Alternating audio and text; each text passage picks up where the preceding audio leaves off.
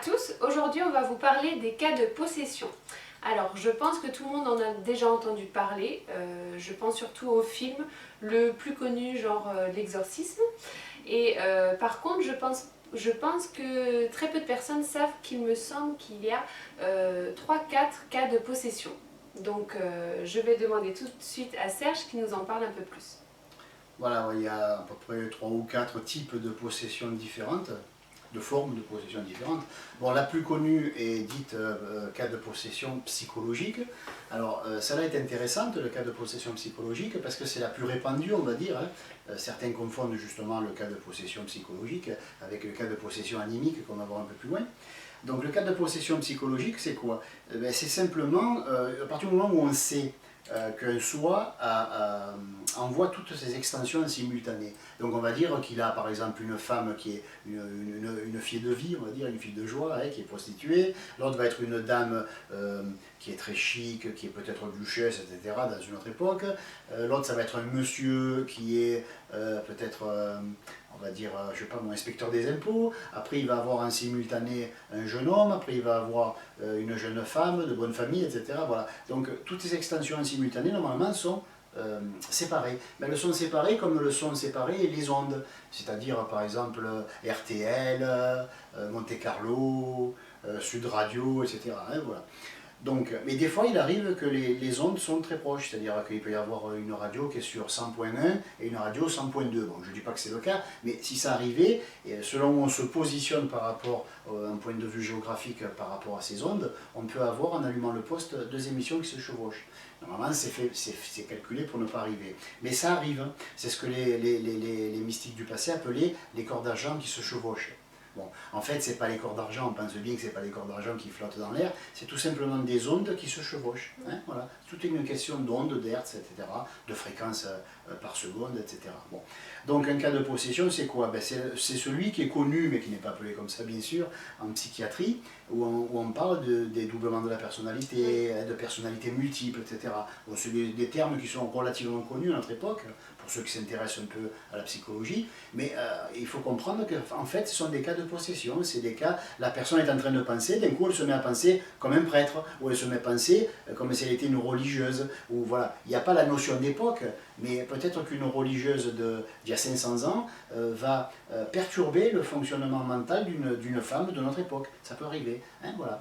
Donc ce ne sont pas des corps d'argent qui se chevauchent, c'est simplement des ondes qui se chevauchent, voilà. Le soi, de son point de vue, c'est le cas de le dire, ou de son plan de conscience, il envoie des ondes en simultané, et chacun de ces trains d'ondes correspond à une incarnation, à nos yeux à nous, de notre point de vue à nous, c'est une incarnation. Mais en fait, pour lui, il envoie en simultané entre 8, 9 ou 12 maximum lignes vibratoires différentes, ou qui donnent naissance à des corps d'argent, mais qui sont surtout des ondes mentales. Voilà. Et quand deux ondes mentales sont un peu trop proches, non pas nécessairement dans le temps et dans l'espace, mais trop proches en termes de fréquence, c'est-à-dire des personnalités qui se ressemblent, on va dire. Quand elles se ressemblent un peu trop, et quelle que soit la distance qui sépare l'époque et le lieu, si les ondes mentales sont trop proches, si des êtres humains sont trop semblables, alors les deux peuvent se chevaucher. Voilà.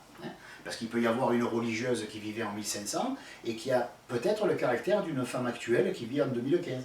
Voilà. Et donc il y a un chevauchement, et c'est ce qui pourrait expliquer qu'une personne qui a une éducation qui n'a rien à voir peut d'un seul coup se sentir avoir envie de prendre le voile ou d'aller dans un monastère, etc. Et après ça y passe. Bon, mais ça arrive quand les ondes se chevauchent. Et on peut appeler ça des cas de possession. C'est le cas le plus répandu, mais bon, voilà, il n'y a pas de problème outre mesure.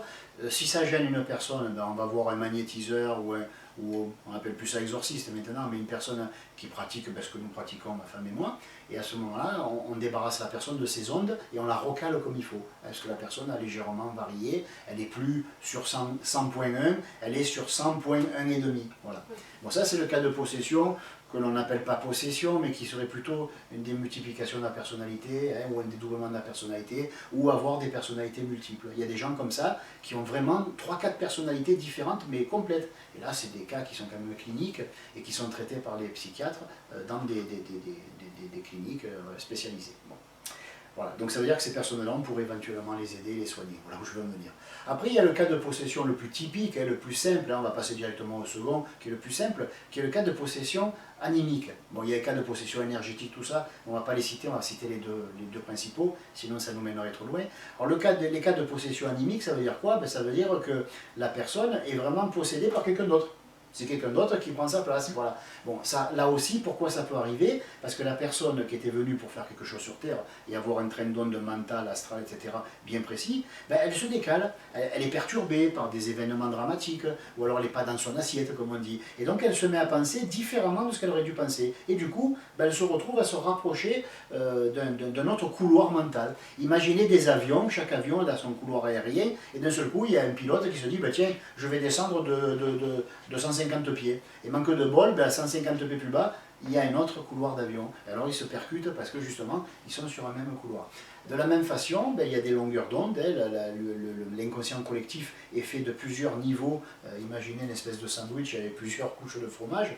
Donc ben, chaque couche, c'est un train d'onde, c'est un plan, hein, un plan de conscience. Et quand les gens ne sont plus dans leur assiette, ne sont plus, ils sont à côté de leur pompe, il y a des expressions modernes comme ça, en fait, ils sont montés ou descendus en fréquence, et ils peuvent se retrouver sur une fréquence proche d'un être qui est décédé, qui a coupé, enfin, qui est sorti de son corps, qui vit dans l'invisible, et qui va avoir là une opportunité de repiquer un corps. Parce qu'il y en a qui attendent que ça, de piquer le corps des vivants. Ce qui a fait peur aux gens qui se dédoublent, qui disent « mais si je reviens, comment piquer mon corps ?» Ben, ça n'arrivera pas si la personne, elle est elle. Plus elle essaye d'être elle, et plus elle s'incarne elle-même avec son état d'esprit, et qu'elle est vraiment elle, hein, qu'elle ne cherche pas à être originale, mais qu'elle est elle, bon, il n'y a pas de souci, elle est sur sa fréquence. Mais si on commence à être influencé par les uns les autres, qu'on commence à avoir un mélange à l'intérieur de papa, de maman, du voisin, du patron, qu'on est influencé par le dernier qui parle, comme on dit, là, oui, il peut y avoir problème, mais c'est rare. Bon, ça dure que quelques secondes. Dès que la personne se ressaisit, elle reprend possession de son train d'onde, de sa longueur d'onde, et il n'y a pas de souci.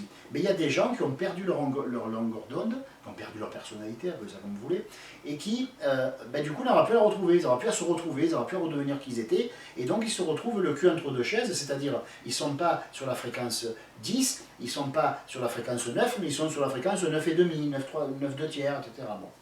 Et là, à ce moment-là, oui, il peut y avoir des embrouilles, il peut y avoir ce qu'elle veut dire, non pas les corps d'argent qui s'embrouillent, qui s'en mêlent, mais les trains d'ondes qui se mélangent, et une personne qui passe par là et qui voit que quelqu'un qui est incarné pense presque comme elle, ou sur la même fréquence, et non pas les mêmes choses qu'elle, mais sur la même fréquence, à ce moment-là, elle peut éventuellement, si elle est un peu tordue, en profiter pour y piquer son corps. Mais ça ne dure pas longtemps, c'est ponctuel, ça se manifeste qu'à certains moments de la journée, en particulier au réveil, au moment de l'endormissement, hein, et ce sont des indications qui nous montrent que vraiment il y a un problème, et non pas quand on sort de notre corps. Parce que qu'on soit dans le corps ou hors du corps, la question n'est pas là. Quand on est hors du corps, à la limite, il est même plus en sécurité que quand on y est. C'est quand on y est qu'on perturbe le train d'onde que la personne peut rentrer. Donc les cas de possession se font toujours, ou la plupart du temps, quand on est dans notre corps. Hein, voilà. Donc du coup, on sent qu'il y a quelqu'un à l'intérieur. Là c'est un cas quand même beaucoup plus rare.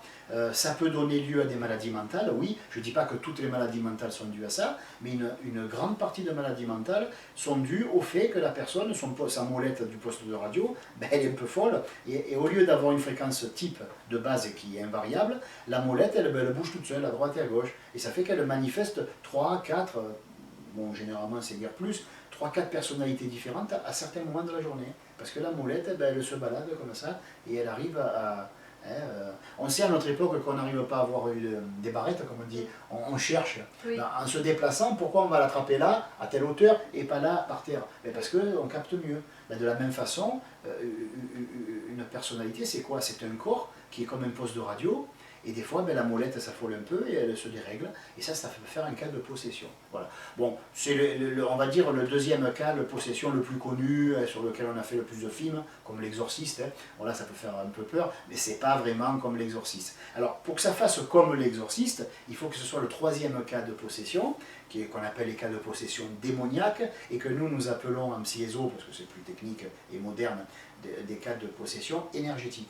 Et là, ce sont des êtres qui sont ni des humains ni des animaux, qui sont entre deux plans, et qu'on appelle les démons, on appelait aussi ça comme les larves astrales, oui. Hein, un truc comme ça, voilà. Donc la personne, si elle a été très choquée émotionnellement, elle va perdre son train d'onde aussi, parce que le plan astral, chacun a le sien. Hein. Donc si on commence à vibrer plus bas ou plus haut, généralement c'est plus bas, si on a un choc, et là on peut être envahi par des larves de l'astral, autrement dit des émotions de très basse fréquence. Ce ne sont pas des entités, ce ne sont pas des êtres à part entière, ils n'ont pas de personnalité ou d'individualité, mais ce sont on va dire, de très fortes émotions qui, à force d'exister dans le temps et sur les plans astraux, arrivent presque à avoir une petite personnalité. Ce ne sont pas vraiment des personnalités. Ça, on appelle ça le cas de possession énergétique.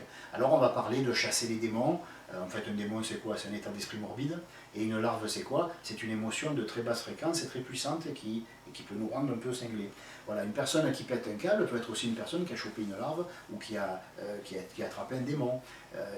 Il y a des années en arrière, vers les années 86, je vivais dans la région de Toulon et j'ai été amené à intervenir à de nombreuses reprises sur des gens qui se croyaient possédés, enfin, c'est surtout les parents et les proches qui m'appelaient à la rescousse. Et c'est vrai que des fois ça peut être impressionnant, les gens ont les regards noirs comme on voit dans les films.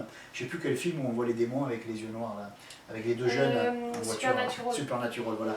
Alors, il nous montre, ça m'avait marqué quand j'ai vu ce film, j'ai dit tiens, c'est marrant, mais ça ressemble à la réalité. C'est vrai qu'une personne qui est dans un cas de possession énergétique ou démoniaque, ben, elle a les yeux noirs. Les yeux deviennent noirs. J'ai eu à soigner des gens qui, une fois que c'était fini, avaient les yeux bleus. Et je ne le savais pas. Moi, j'ai vu des gens avec des yeux noirs et il n'y a plus la pupille et tout est noir.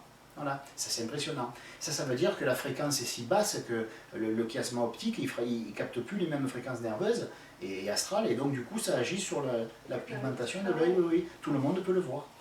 L'épouse de ce monsieur qui avait ce souci-là, que j'avais soigné, le dernier en date, en 86, donc quand j'étais à Toulon, et c'est vrai que la personne avait les yeux noirs. Ça peut être impressionnant, mais on risque rien. C'est pas la personne ne bave pas, elle n'a pas la tête qui tourne. Voilà, ça c'est dans les films comme L'Exorciste. On monte pas sur les murs. Non, voilà. Bon, maintenant je dis pas qu'il n'y a pas certains cas qui sont extrêmes. C'est vrai qu'il y a des gens qui sont un peu pas très équilibrés. Si en plus de ça, au lieu de devenir un démon, il en vient plusieurs, ce qu'on appelle légion, parce que là on dit que le démon s'appelle légion. En fait, ça veut dire qu'au lieu d'avoir un ou deux démons dedans, des idées morbides, la personne en est farcie, des pieds à la tête, voilà, elle est remplie de démons. Donc là, c'est vrai que ça peut donner des cas, j'ai vu des cas un peu bizarres. Il peut y avoir aussi les assiettes qui bougent toutes seules, les placards qui s'ouvrent, les portes qui claquent, etc. Ou on entend taper à la porte d'entrée, il n'y a personne. Bon, il y a des cas, ça existe, toutes ces choses-là. Mais bon, allez, même si ça existe, c'est quand même pas aussi grossier que ce qu'on le montre dans des films comme L'Exorciste ou celui qu'on a vu il n'y a pas longtemps. Délivre-nous du mal. Voilà, délivre-nous du mal. Voilà. Bon, mais ça c'est un petit peu exagéré, mais ça aller jusque-là, c'est vrai que des fois on voit des cas que, bon, il faut les avoir bien accrochés, parce que ça peut faire un peu flipper si on a peur. Mais là, il ne faut pas avoir peur. Le seul truc où il peut y avoir un souci quand on intervient pour faire on va dire un exorcisme, j'aime pas trop le mot, mais pour nettoyer quelqu'un, quand c'est la maison plus le quelqu'un qui est pris, bon, on peut voir les objets volés, il faut faire gaffe, parce que si on se prend une assiette ou une casserole dans la tête, voilà. Mais bon, la personne, elle n'a pas une force surhumaine, voilà. Il y a des trucs qui ont été rajoutés pour en faire des films, mais c'est vrai que si c'est parti sur des cas réels, et c'est vrai que ça existe, mais ils ont un petit peu romancé de manière à ce que ce soit plus facile à vendre. Parce que bon, si on filmait un cas d'exorcisme ordinaire, bon, il n'y aurait pas de quoi peut-être en faire un film. Les gens maintenant sont habitués à quelque chose d'un peu plus extravagant. Voilà. Mais c'est vrai que ces choses-là existent, mais ce n'est pas nécessairement ce qu'on croit. Ça peut être expliqué, je ne veux pas dire scientifiquement, mais techniquement. Et c'est pour ça, nous, que nous arrivons à chaque fois à chasser, appelons ça démon ou ce qu'on veut, ou des personnalités, parce qu'on arrive à régler les molettes et faire en sorte que la personne se remette à vibrer sur sa fréquence, qui est la sienne et qui est inattaquable. Une personne ne peut pas être attaquée par les démons, l'invisible ou que sais-je. Elle ne peut être simplement perturbée si elle sort de chez elle, si elle sort de son rail, si elle sort de sa longueur d'onde, où elle est en sécurité, où elle est la reine chez elle, ou le roi, si c'est un homme. Bon. Si la personne ne sort pas, elle ne risque rien. Il n'y a aucun cas de problème accidentel. Mais si la personne est perturbée, que ce soit par un événement dramatique ou autre, ou qu'elle vit une mauvaise passe de sa vie, si elle est vraiment perturbée, je ne parle pas d'être un peu perturbé, sinon on serait tous possédés, mais d'être vraiment, vraiment perturbé, de péter un câble, oui, là, le sort de ses rails, et quelque chose peut, non pas rentrer dans le corps à la place du corps psychique, c'est pas ça, mais elle peut simplement s'immiscer dans notre train d'onde, et penser à notre place, ressentir notre place, et là on se sent mal, oui, bien sûr. Voilà. Alors moi j'ai une question à poser. Je pense à Jeanne d'Arc. Elle entendait des voix.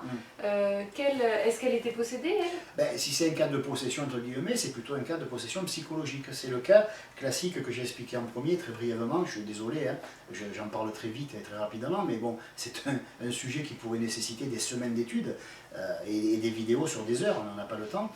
Jeanne d'Arc, ben, ce qui s'est passé, c'est justement, non pas comme disaient certains mystiques du passé, les corps d'argent qui s'en mêlent, mais tout simplement, on va dire que Jeanne d'Arc était, pour une raison ou pour une autre, s'est retrouvée presque sur la longueur d'onde d'une autre personnalité du même soi. Et le soi avait une personnalité qui était faite pour être guerrier, pour être un guerrier. Il a envoyé ses trains d'onde aux guerriers.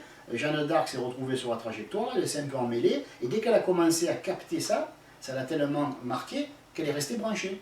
Donc le soi avait deux entités en même temps qui recevaient la même mission de vie. Et donc on se voit avec une paysanne qui se retrouve armée, à délivrer je ne sais plus quoi, je n'étais pas bon en histoire, mais bon voilà, on connaît l'histoire de Jeanne d'Arc, mais en fait c'est un incident de parcours, c'est simplement une femme qui n'était pas possédée, mais qui quelque part a capté des rayons, des trains d'onde qui n'étaient pas faits pour elle. Ça devait être une sacrée expérience pour ce soi. Ben oui, bon, moi je sais que quand j'étais un peu plus jeune, je captais à un moment donné, bon, ma vie faisait que j'étais un petit peu perturbé par certains événements, j'étais très jeune, et j'avais l'impression qu'en moi il y avait le jeune adolescent, mais j'avais un prêtre, j'avais un médecin qui vivait en 1600, je connaissais son nom, je voyais même des images et tout, et après, bon, ben, je me suis un peu informé autour de moi, j'avais la chance d'être bien entouré d'un point de vue spirituel avec des êtres qui étaient très évolués et qui m'ont pris un petit peu en main, qui m'ont pris en affection. Donc je posais des questions, on m'a expliqué et j'ai pu me rééquilibrer par la méditation. J'ai retrouvé la fréquence qui était la mienne et, bon, et du coup ben, ça s'est arrêté. Voilà, je ne le regrette pas, au contraire. Mais c'est vrai que c'est une expérience intéressante de se mettre d'un seul coup à 14 ans, de penser comme un prêtre qui a vécu en Provence, mais en 1500. Ah ouais. Voilà, ou quelqu'un qui s'appelait, je me rappelle, mais je n'ai pas envie de le dire, qui s'appelait, on va dire, qui avait un nom italien et qui vivait à Florence en 1600 et quelques. C'est marrant, voilà. Et je revoyais les images, je voyais les maisons, je voyais des trucs qui étaient assez intéressants. Voilà. Mais quelque part, ça peut perturber, surtout si on est jeune et qu'on n'est pas, par ailleurs, qu'on n'a pas un mental un peu solide. J'avais un mental qui était assez solide pour supporter ça. C'était même amusant à certains moments, si je n'étais pas possédé, mais c'est vrai que ça aurait pu perturber, marcher dans la rue, d'un coup on ne voit plus la rue, on voit autre chose. Voilà, ça peut perturber. Donc après avoir reçu des conseils, fait un petit peu de méditation, j'ai réussi à rééquilibrer, retrouver mon train d'onde, et je ne voyais plus le médecin de Florence, je ne voyais plus le prêtre qui vivait il y a quelques centaines d'années, c'est pas si loin, etc. Mais je voyais vraiment ma vie à moi, et je recevais mes idées pour moi, et non pas les idées pour d'autres. Super. Voilà. Alors si vous aussi vous avez des questions sur cette vidéo, n'hésitez pas à nous les envoyer à l'adresse qui s'affiche en bas de l'écran. Merci, à bientôt.